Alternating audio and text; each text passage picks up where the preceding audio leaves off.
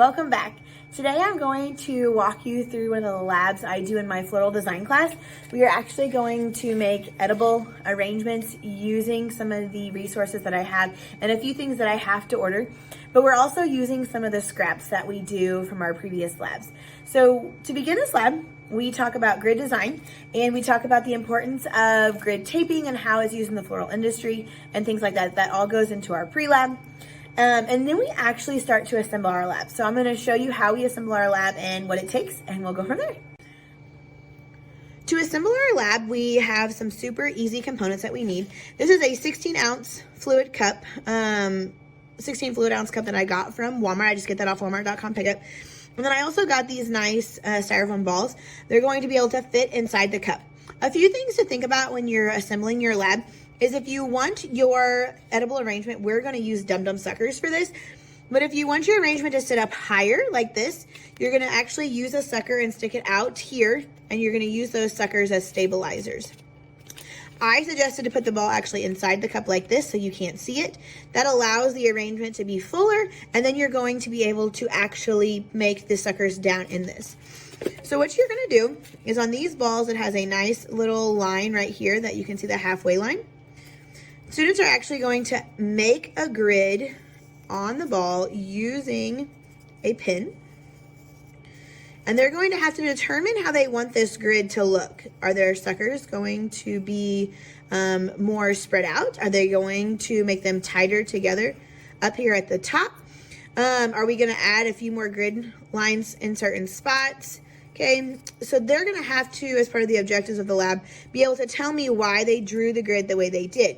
They can't just draw the grid all in a certain way and then not be able to explain it. So we want them to be able to actually explain the way they drew their grid. Then we're going to place the ball inside of our cup, like this.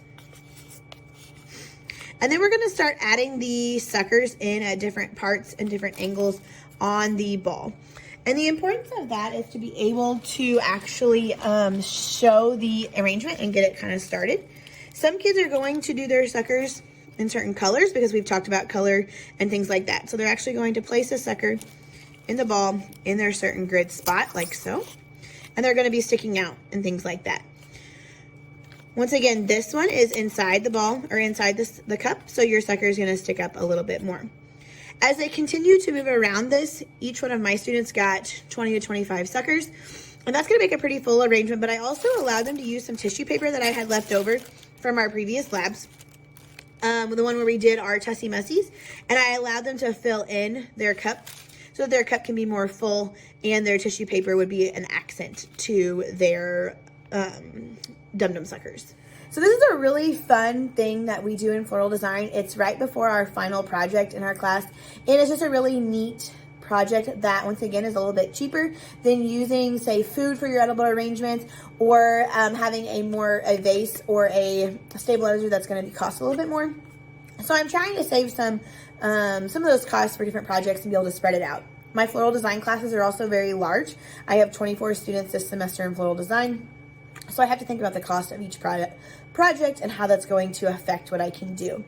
We will now use these type of principles to move into our final project for the semester, which is going to be our wedding flower project, and they'll be able to apply all of those principles to that project. So if you enjoyed this video, please like and subscribe and come back for more content.